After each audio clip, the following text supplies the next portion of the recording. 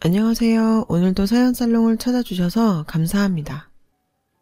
올해 50대 후반에 들어선 가정주부예요. 저는 어려서부터 부모님이 안 계셨어요. 남동생 둘과 함께 친할머니 손에 자랐죠. 저희 친할머니는 전형적인 옛날 분이셔서 남아선호 사상이 아주 짙으셨어요. 저희 동생들은 사내아이라 아주 귀하게 여기시면서 저는 남의 집 식구가 될 거니 살림이나 하라며 학교도 잘 보내지 않으셨죠. 그래서 겨우 초등학교만 졸업하고 친척 소개로 공장에 나가 돈을 벌게 되었는데, 그런 저에게 할머니는 매일 아침 출근 전에 동생들의 도시락을 싸게 하셨어요. 저는 어린 마음에 저도 학교에 가고 싶어 동생들 도시락을 싸며 울기도 많이 울었답니다. 그렇게 도시락을 싸놓고 출근하는 아침이면 등교하는 제 또래 여자아이들을 종종 보곤 했는데, 그 여자아이들이 입은 교복을 한없이 부럽게 쳐다봤던 기억이 아직도 가슴에 먹먹하게 남아있어요. 저는 20살이 되고 할머니와 동생들에게 서울에 있는 더 큰 공장에 취직이 되었다고 거짓말을 했어요. 어떻게든 집을 나오고 싶었기 때문이죠. 집을 나와 하숙집에 방을 얻어 그렇게 서울에 정착하게 되었는데, 저도 마음이 모질지 못해서 버는 돈에서 조금의 생활비를 매달 집으로 보냈죠. 물론 할머니는 고마워하기보다 당연하게 받으셨고, 가끔 돈 들어갈 곳이 많다며 보내준 돈으로 부족하니 더 보내달라고도 하셨죠. 동생들이 잘 돼야 집안이 일어난다고 하시면서요. 저는 할머니가 그러면 그러실수록 저 역시 공부를 다시 해야겠다고 생각했고, 낮엔 공장에서 일하고 밤엔 혼자 힘으로 공부를 했어요. 3년을 그렇게 열심히 살다 보니 바랬던 중학교, 고등학교 과정의 검정고시에 모두 붙게 되었죠.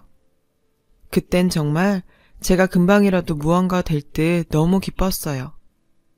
하지만 대학은 등록금의 문턱이 너무 높아 그 이상은 욕심낼 수가 없었죠. 그렇게 저는 최종 학력에 고졸이라고 쓸 수 있게 된 것에 만족해야 했어요. 당시 저에게는 소설가가 되고 싶다는 꿈이 있었어요. 소설가는 글만 잘 쓰면 되지 않을까 생각해서 퇴근하고 저녁때가 되면 책을 읽거나 습작을 했어요. 언젠가 신춘문예에 당선되는 꿈을 꾸면서요. 그 당시 새 책을 사는 게 부담스러워 멀리 있는 헌책방들을 다녔어요. 그곳에서 지금의 남편을 알게 되었죠. 제 남편은 작은 헌책방을 운영하는 사장이었어요. 제가 책방에 갈 때마다 늘 같은 자리에 앉아 책을 읽고 있었어요. 그 모습을 본 이후 나도 모르게 자꾸 그쪽으로 시선이 가더니 어느새 전 남편한테 호감을 갖게 됐죠. 그 뒤 시간이 날 때마다 그 책방에 갔고 책을 보는 척하면서 남편의 얼굴을 몰래 훔쳐보곤 했어요. 물론 매일 책 한 권씩 꼬박꼬박 사왔고요. 뭐라 말을 붙여보고 싶었지만 저에겐 그럴 용기는 차마 없었고 애만 태우고 있었죠. 그러던 어느 날이었어요. 사온 책을 저녁에 읽고 있는데 책 안에 작은 메모장이 들어있는 게 아니겠어요? 저는 혹시나 하는 기대로 메모장을 펼쳐봤어요.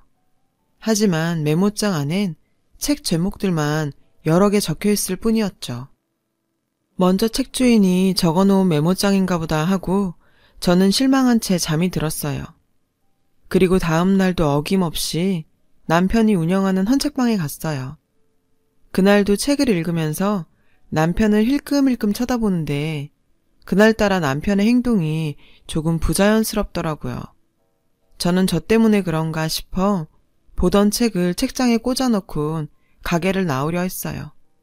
그런데 바로 그때 남편이 제 뒤에서 저기요 하면서 저를 부르더라고요. 네? 저는 놀라 대답했죠. 남편은 입술을 달싹거리며 말을 할 듯 말 듯 망설이다가 지난번에 추천해드린 책들 제가 챙겨놨는데요. 라고 말하면서 금방이라도 터질 것처럼 얼굴을 붉히지 뭐예요. 알고 보니 제가 이 앞에 사간 책에 들어있던 메모는 먼저 주인 것이 아니라 남편이 제가 좋아할 만한 책들에 제목을 적어놨던 거였어요. 그날 이후 저와 남편은 친한 책방 주인과 단골 정도로 친해졌고 얼마 뒤 자연스럽게 연인으로 발전했어요. 남편은 저보다 10살이나 많은 나이로 등단한 소설가였어요. 저는 저의 꿈을 이미 이룬 남편이 너무나 멋져 보였죠. 비록 무명이라 벌이는 없는 작가였지만 저는 아무 상관 없었어요. 원래 예술은 배가 고픈 직업이라잖아요. 그때 당시는 콩깍지가 단단히 씌인 때라 돈은 제가 벌면 되고 책방도 운영하니 우리 두 사람 먹고 사는 것 정도는 괜찮지 않겠나 생각했었죠. 저는 은근히 남편의 청혼을 기다리면서 연애를 이어갔고 드디어 남편이 조심스럽게 결혼 얘기를 꺼냈어요. 그날도 얼굴과 귀가 빨갛게 달아올라서는 자기는 원래는 결혼 생각이 없었는데 저랑 만나다 보니 결혼하고 싶다는 생각이 들었다고 얘기하더군요. 저는 그 말이 어느 프로포즈보다 더 좋았어요. 그래서 그 자리에서 바로 승낙을 해버렸죠. 그런데 문제는 남편의 부모님이셨어요. 솔직히 예상했던 일이었어요. 워낙에 완고하시고 깐깐하셨거든요. 남편은 혼인신고만 하고 그냥 같이 살자고 했는데 솔직히 제 입장에선 평생에 한 번 하는 결혼인데 드레스는 입어봐야지 싶어서 조촐하게라도 결혼식은 하자고 고집을 부렸죠. 게다가 제가 워낙에 가족의 정이 그리웠거든요. 조금 어렵더라도 노력해서 시부모님께 사랑받는 며느리가 되고 싶은 욕심도 있었고요. 그렇게 시간은 흘러 상견례를 하는 날이었어요. 그런데 글쎄 생각지도 못한 복병이 나타났지 뭐예요. 제 마음을 알 리 없는 저희 할머니였죠. 할머니는 정말 딱 봐도 초라한 행색으로 약속 장소인 식당에 도착하셨고 자리에 앉자마자 이렇게 말씀하셨어요. 우리가 형편이 좋지 않아서요. 얘가 우리 집 생활비를 대고 있는데 그건 끊지 말아줬으면 좋겠습니다. 밑으로 남동생이 둘이나 있는데 아직은 둘 다 어려서 얘 돈 없으면 우린 딱 굶어 죽어요. 그러니 사돈, 나머진 내 아무 말 안 할 테니 그것만은 부탁합니다. 저는 할머니를 말려보려 할머니의 허벅지를 쿡쿡 찔러도 봤지만 할머니는 단호하게 제 손을 뿌리치시고 당신 말만 하셨어요. 그리고는 며칠 굶은 사람처럼 개걸스럽게 음식을 드시는데 정말 쥐구멍이라도 있으면 들어가서 숨고 싶은 심정이었다니까요. 첫 만남부터 이런 창피를 당하고 결혼할 수 있을까 생각했는데 시어머니께서 저에게 따로 이야기하자고 하시며 시아버지와 남편 몰래 부르셨어요. 아가씨, 오늘 처음 봤는데 이런 얘기해서 미안해요. 이 결혼은 안 하는 게 좋을 것 같네요. 나도 우리 아들이 나이도 많고 벌이도 별 볼 일 없어서 뭐라 말할 처지는 안 되지만 이런 처가는 우리도 좀 그러네요. 그러니 아가씨가 우리 애한테 잘 얘기해서 정리해줬으면 좋겠어요. 설마 했는데 역시나였죠. 저는 식당 화장실에 가서 펑펑 울었어요. 하지만 기다릴 남편과 어른들이 계시니 이제 그만 나가야지 하고 나왔는데 할머니가 세면대에서 맹물로 입가심을 하고 계시더라고요. 그 모습을 보는 순간 그동안 켜켜이 쌓여있던 화가 대폭발을 해버렸어요. 어쩜 할머니는 이런 자리에 나와서 그렇게 말해? 내가 돈 벌어다 주는 기계야? 야가 비싼 밥 먹고 헷가닥 했나? 뭔 소리래? 나 할머니 때문에 결혼도 못하게 생겼어. 할머니 일부러 그런 거 아니야? 나 시집가면 돈 끊길까봐? 어디 처녀 귀신이라도 붙었어? 네 결혼 파투 난 걸 왜 할매 탓을 해? 그냥 이럴 바엔 고아였으면 좋겠어. 할머니가 지금까지 나한테 해준 게 뭐가 있어? 왜 나한테만 그러는 건데? 아이고 연병하고 자빠졌네. 할머니는 분을 쏟아내는 저를 두고 태연하게 화장실을 나가셨어요. 그날 밤 남편은 아무 말도 없는 저를 보며 상황을 대충 짐작을 했는지 거봐, 그냥 내 말대로 하지. 괜히 이 사단을 만들었어. 저는 남편의 말에 한마디 하고 싶었지만 눈물이 터져 아무 말도 못했어요. 그러자 남편은 그런 저를 꼭 안아주며 난 자기 외에는 아무랑도 결혼할 생각 없어. 그러니 달라질 건 아무것도 없으니까 아무런 걱정하지 말고 땀만 먹지 말고 그냥 나랑 살자. 남편의 말에 저는 너무 고마워 남편의 뜻에 따르기로 했어요. 그 뒤 저희는 식은 생략하고 혼인신고를 했고 반지하 단칸방에 신혼살림을 차렸어요. 그러던 어느 날 시댁에서 저희가 식 없이 결혼했다는 사실을 아시게 되었고 어머니가 득달같이 남편의 책방으로 찾아와 저를 부르셨어요. 남편한테 4살 아래 먼저 시집간 여동생이 있었는데 가게에 와서 남편한테 선자리를 내밀다가 남편을 통해 이미 저와 결혼했다는 사실을 듣게 된 게 화근이었죠. 책방 앞에 도착해 긴장하며 안으로 들어가니 시어머니의 얼굴은 딱 봐도 화가 잔뜩 나 보이더라고요. 하지만 어쩌겠어요. 이미 한 결혼 물을 수도 없고 어차피 한 번은 겪어야 할 일이니 눈 딱 감고 각오했죠. 아가씨, 아니 저기 내가 분명 그때 알아듣게 말하지 않았나? 시어머니는 차마 저를 며느리라 부르지 못하고 화를 참으며 말을 이어가셨어요. 죄송해요, 어머니. 제가 많이 부족한 거 알아요. 그래도 이 사람한테 잘하고 시부모님께도 잘해서 인정받고 싶어요. 부족한 걸 알면 그때 내 말을 들었어야지. 시어머니는 꾹꾹 누르고 있던 화를 끝에 가선 어쩌지 못하고 점점 목소리가 높아지셨어요. 제가 하자고 했어요. 내가 이 사람 아니면 안 되겠는데 그럼 어떡해요? 남편이 시어머니의 말을 자르며 다가와서 저를 자기 뒤편에 숨겼어요.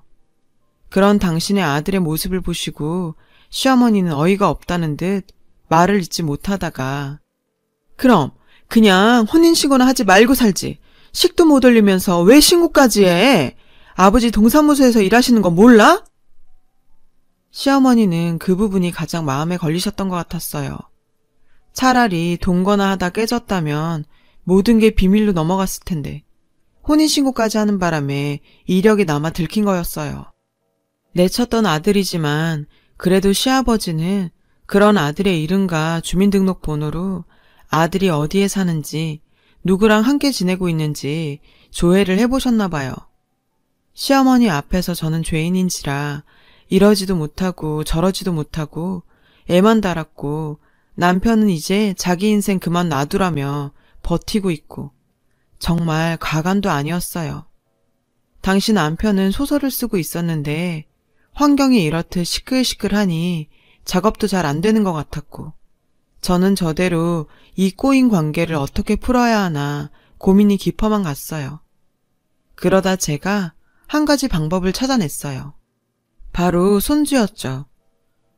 그때 당시 많이들 하던 구닥다리 방법이었지만 그만큼 확실한 방법도 없으니 남편에게 아이부터 갖자고 말했죠. 넉넉한 살림이 아니어서 반지하는 좀 면하고 이런저런 이유로 지금껏 임신을 미뤄왔었는데 제가 아이를 갖고 싶다고 말하니 남편도 별다른 도리가 없었는지 그러자고 했어요. 저희는 노력 끝에 이듬해 가을쯤 첫째 아들을 품에 안을 수 있었어요. 내심 남편은 딸을 기대했었지만 저는 아들이어서 더 좋았어요. 저도 저희 할머니 영향을 받았는지 아들이면 시댁에서 더 좋아하실 것 같았거든요. 그리고 제 예상은 맞았어요. 손자가 생기니 시아버지께서 마음을 좀 푸셨고 처음으로 아이를 데리고 집에 와서 밥을 먹자고 하시더군요. 저는 너무 기뻐서 저희 아이가 복덩어리라고 생각했어요. 하지만 막상 시댁에 가니 남편과 아들은 환영받고 저는 푸대접이었죠. 밥을 먹으러 오라더니 한마디로 저더러 밥하고 치우라는 얘기였던 거죠. 그리고 시아버지께서 달력을 하나 던져주시는데 빽빽히 제사와 집안 대소사가 적혀있더라고요. 네가 우리 집 장손을 낳았으니 이제 네 몫이다. 시아버지는 제게 차갑게 말씀하셨고 시어머니는 아무 말도 하지 않고 그저 저희 아들만 물고 빠시느라 정신이 없으셨어요. 평균 적어도 한 달에 한 번은 제사가 있었고 집안 어른들 생신과 기념일 등을 챙기느라 그날 이후 저는 시댁 문턱이 닳도록 들락거려야 했어요. 그렇게 3년 정도 지나자 저는 둘째를 임신했고 그때는 조금 편의를 봐주는가 싶더니 제가 아이를 낳자 몸조리할 시간도 아깝다는 듯 또다시 집안일로 불려다녀야 했어요. 둘째 아이는 딸이었는데 혹시 딸이어서 그러시는 건가 했지만 그게 지금 와서 무슨 상관이겠어요. 제 처지는 달라질 게 없는데. 그렇게 꼬박 9년을 살았습니다. 9년 동안 혼자 집안일을 다 챙기는데 저희 시어머니는 그런 저를 단 한 번도 도와주시지 않으셨어요.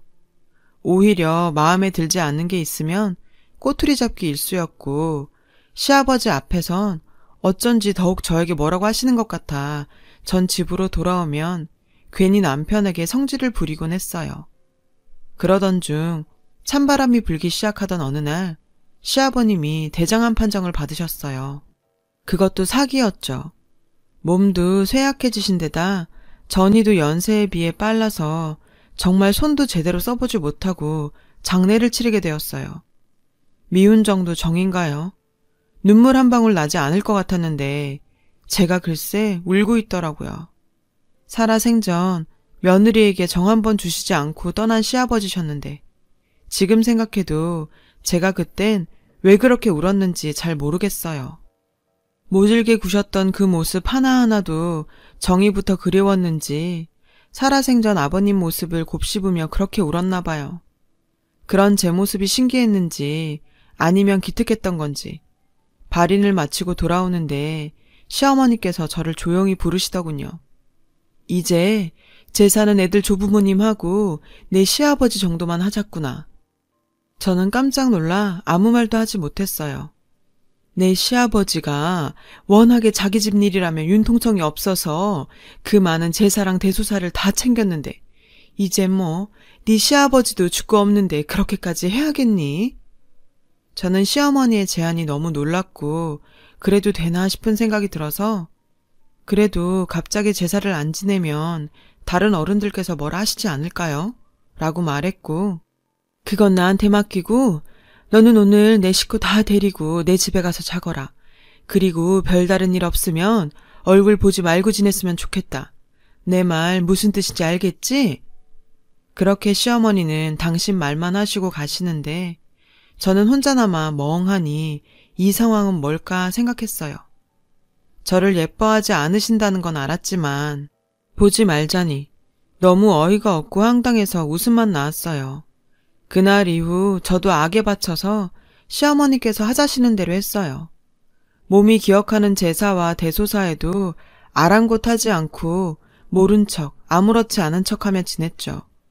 물론 시어머니한테 연락 한 번 하지 않았고요. 나중에 든 생각으론 집안 재산에 대해 일절 주시지 않으려고 미리부터 그러셨나? 뭐 그런 생각도 들었는데 애당초 그런 건 바라지도 않아서 별로 억울하지도 않았죠. 그렇게 3년인가 4년인가 흐른 어느 날 시누이한테 갑자기 연락이 왔지 뭐예요. 시어머니한테 치매가 왔다는 거였어요. 저는 놀라서 상태가 어떠신 거냐 물었고 건망증이 심해지셨다고 생각했는데 점점 일상생활이 힘들 정도가 되었다고 말하더군요. 새언니 미안한데요. 저는 아이도 이제 수험생이고 남편도 뭐라고 해서 집을 비울 상황이 못 돼요. 그러니 언니한테 부탁 좀 해도 될까요? 저는 시누이의 말을 듣고 기가 찼어요. 자기는 힘드니 치매에 걸린 자기 엄마를 저한테 돌보라고 말하는 시누이가 괘씸하더라고요. 그나저나 치매라니. TV에서 보면 씻는 거며 먹는 거며 대소변까지 다 받아내야 하던데 저도 사람인지라 덜컥 겁이 나서 하겠다는 말을 못하겠더라고요. 막말로 딸도 못하는 걸 왜 제가 하나 싶은 생각도 들었고요. 고민하는 저에게 남편은 당신이 내키지 않으면 하지 마. 내가 본가에 들어갈게. 이러지 뭐예요. 저는 차마 남편에게 그러라고 하지 못하고 다음날 시댁으로 시어머니를 뵈러 가봤어요. 시댁에 도착하니 도우미 아주머니가 한 분이 계셨고 그때까진 시어머니의 치매 증상이 그리 심하지 않으셔서 어머닌 저를 보시곤 대뜸 내가 여기 왜 왔냐고 역정을 내셨어요. 차마 시누이한테 어머님이 치매라는 말을 듣고 왔다는 말은 못하고 요즘 제가 너무 집에 소홀했던 것 같아 한번 와봤다고 대충 얼머부렸죠. 그리고 슬쩍 안방과 화장실 등을 둘러보는데 로션의 뚜껑이 엉뚱하게 닫혀있고 물건들이 다 제멋대로 놓여있더라고요. 평소 깔끔하신 성품이라 매일 쓸고 닦고 정리 하나는 정말 기가 막혔던 분인데 저는 슬쩍 도우미 아주머니에게 가서 어머님이 좀 어떠시냐고 물었어요. 아주머니께서는 저희 시어머니가 점점 심해지고 있다면서 냉장고 안을 보라고 하셨죠. 저는 냉장고를 열어보고 깜짝 놀랐어요. 글쎄 냉장고를 장롱으로 생각하셨는지 옷과 이불을 마구 쑤셔 놓았더라고요. 정리하려고 안에 물건을 빼기라도 하면 어떻게 알았는지 득달같이 달려와 난동을 부리신대요. 그리고 이제 시어머니를 혼자 두는 게 조금 위험해 보인다면서 저에게 가족들과 상의해 결론을 내보라는데 정말 눈앞이 캄캄했어요. 저는 집에 돌아와 짐가방을 꾸렸어요. 아무래도 제가 시어머니 곁에 있어야 될 것 같았거든요. 짐을 싸는 내내 한편으론 어찌나 화가 나는지 이놈의 팔자는 어떻게 편한 꼴을 못 봐. 투덜대며 시어머니 수발을 들으러 시댁으로 들어갔어요. 당시 고등학생, 중학생이었던 아이들을 두고 말이죠. 그 탓에 저는 더욱 마음이 좋지 않았어요. 정작 내 새끼는 챙기지도 못하고 저를 싫어라 하는 시어머니를 챙겨야 한다니. 그 후 제 상황은 정말 최악이었어요. 밥을 드셨는데도 식사를 안 하셨다고 우기시고 씻자고 하면 저에게 물건을 마구 집어 던지셨거든요. 그리고 정말 피하고 싶었던 대소변 실수를 하루에도 몇 번씩이나 하시는데 정말 제가 먼저 미칠 지경이었습니다. 도우미 아주머니께서 낮에는 오시니 그나마 조금 괜찮지만 치매에 걸린 시어머니와 함께 보내는 밤은 너무나 길고 잔인했어요. 어머님의 기억은 점점 쇠해지셨고 급기야 저를 몰라보시는 지경에 이르렀죠. 어떤 날은 저를 보고 엄마라고 하시면서 대성통곡을 하셨고 어떤 날은 처음 듣는 이름을 부르시면서 저희 머리끄댕이를 잡으시는데 이젠 정말 못하겠다 싶더라고요. 저는 바로 시누이에게 전화를 걸었어요. 그런데 그때 밖에서 쨍그랑 소리가 아주 크게 들리지 뭐예요. 글쎄 시어머니께서 당신이 그토록 아끼시던 집안의 큰 화분들을 바닥에 내동댕이 치고 있지 뭡니까? 어머니, 도대체 왜 그러세요? 저는 큰 소리로 어머니를 말리며 소리쳤어요. 제가 말리는데도 어찌나 힘이 세신지 그 뒤로 화분 2개를 더 깨시곤 화분 조각에 다치셔서 피까지 보시고서야 끝이 났어요. 나중에 도착한 시누이와 저희 남편이 이 난리통을 고스란히 보게 됐고 상의 끝에 어머니를 치매 노인들을 모시는 요양시설로 옮기기로 했어요. 하지만 이번엔 돈이 문제였어요. 시설에 맡기는 비용을 가지고 시누이와 실랑이를 벌이게 되었는데 그간 어머니를 모신 제 공도 모르고 오빠니까 비용 대부분을 내라는 시누이 말에 뭐 이런 게 다 있나 싶어 큰 싸움을 벌이게 되었죠. 사실 저희도 남편이 하던 가게를 정리해서 형편이 그리 좋지 않았거든요. 그래서 저는 더 물러날 수 없었는데 순간 그렇게 무뚝뚝하던 저희 남편이 울더라고요. 어머니가 너무 불쌍하고 자기가 너무 한심해서 화가 났대요. 남편의 그런 모습을 보고 있자니 나도 모르게 울컥하더라고요. 그래서 에라 모르겠다. 어떻게든 되겠지 하는 심정으로 가지고 있던 카드 3개를 번갈아 긁었어요. 그렇게 시어머니를 시설로 보내고 저는 조금 편해진 듯 했지만 몸만 편할 뿐 마음은 오히려 전보다 더 불편했어요. 습관이란 게 무서운 건지 아니면 마지막에 그렇게 화를 내서 마음이 불편한 건지 잘은 모르겠지만요. 결국 저는 시어머니가 어쩌고 계실지 신경이 쓰여서 요양시설로 찾아갔어요. 간호사의 안내를 받고 저희 어머님이 계신 병실로 조용히 들어갔는데 어머님이 색종이에 그림을 열심히 그리고 계시더라고요. 제가 병실 안으로 들어가니 어머님은 저를 쓱 한번 쳐다보시곤 다시 그림만 그리셨어요.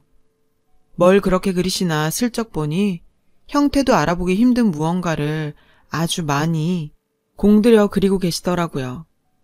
어머니, 지금 뭐 그리시는 거예요? 제가 조심스럽게 말을 걸자 어머님은 저에게 당신이 그린 그림을 보여주시며 우리 며느리요 라고 하시는 게 아니겠어요. 뜻밖의 대답에 전 잠시 당황했어요. 그리곤 이내 이 그림이 어딜 봐서 나라는 걸까 의아해서 다시 물었죠. 며느님이 이렇게 못생겼어요? 그랬더니 어머님은 금방 저를 잡아먹을 듯 노려보시는데 기분이 조금 이상하더라고요. 그렇게 구박만 하실 땐 언제고 누가 당신 며느리 못생겼다 하니 화를 내시는 모습에 어쩐지 뭉클했어요. 우리 며느리는 팔자가 꼭 내 팔자같이 불쌍한 애예요. 시집 오기 전엔 제 할머니한테 온갖 구박받고 남들 하는 결혼식도 못 올리고 시집 와선 죽어라 일만 했죠. 정신도 온전치 못하시면서 그런 기억은 어찌나 또렷하신지 저는 목이 메어서 더 이상 아무 말도 할 수 없었어요. 그런 제 사정도 모르시고 어머님은 계속 당신 얘기를 쏟아내셨어요. 그런데 애들 아빠가 워낙에 성질이 고약한 양반이라 고생하는 며느리 잡을까봐 내가 더 모질게 했는데 그게 너무 미안해서 이렇게 색깔 고운 종이에 그리고 있었어요. 그 이야기를 들은 저는 도저히 병실에 있을 수가 없었어요. 그래서 조용히 병실을 빠져나왔죠. 몰랐어요. 어머님이 절 위해 일부러 그러셨다는 걸. 전 정말 모르고 살았어요. 그래서 많이 원망했었고 누구보다 미워했었죠. 어쩌면 시아버지보다 더요. 그런데 그게 다 저를 보호해 주시려고 하신 행동이었다니. 가슴이 아파 도저히 병실에 있을 수 없더라고요. 그 길로 화장실로 달려가 꺽대며 한참을 울었습니다. 그날 밤 저는 남편에게 요양시설에서 있었던 얘기를 전했고 얼마 뒤 어머님을 본가로 모셔왔어요. 그리고 저는 기꺼운 마음으로 다시 짐을 싸서 어머님 곁으로 갔고요. 증상은 더 심해져서 몸은 더 고되었지만 어머니의 진심을 알았기에 그건 그저 육신의 고통일 뿐이었죠. 시간이 지나 어머님께선 잘 드시지도 못하고 기력도 쇠해지셔서 이대로 먼 길 떠나시면 어쩌나 저는 늘 가슴을 졸여야 했어요. 그런 제 마음을 아셨는지 한 번은 제 손을 꼭 잡아주시더군요. 어머님께선 아무 말씀도 하지 않으셨지만 어쩐지 그게 저에게 하시는 마지막 인사인 것 같아 심장이 쿵 하고 내려앉았죠. 그리고 그 일이 있고 3일 뒤 저희 어머님은 정말 자는 듯이 하늘나라로 가셨어요. 장례식을 치르는 내내 어머님께서 제 손을 잡아주시던 마지막 그 모습이 떠올라서 전 오열을 하다 몇 번이나 의식을 잃고 쓰러졌어요. 애미 정도 모르고 컸던 저를 유일하게 불쌍히 여겨주셨던 어머님. 그 진심을 영영 몰랐다면 평생 당신을 미워하며 살았을 저는 어쩌라고 그렇게 표현 한번 않으셨는지. 야속하고 죄송하고 사무치게 그리워서 저는 눈물로 어머님을 보내드렸습니다. 몇 년이 지난 지금도 저는 시어머니를 생각하면 눈시울부터 붉어지곤 해요. 정말로 다음 생이라는 게 있다면 전 그땐 저희 시어머니 딸로 태어나고 싶어요. 여느 집 모녀처럼 지지고 볶고 애틋한 정을 나누며 다시 한번 어머님과 가족이 되고 싶습니다. 지금까지 저의 긴 이야기를 들어주셔서 감사하고요. 가족들과 따뜻한 정 나누시면서 행복한 겨울 보내시길 바래요. 여러분, 사연 댓글에 응원과 현명한 조언 부탁드려요. 좋아요와 구독은 저에게 큰 힘이 됩니다. 오늘도 좋은 일 가득하세요.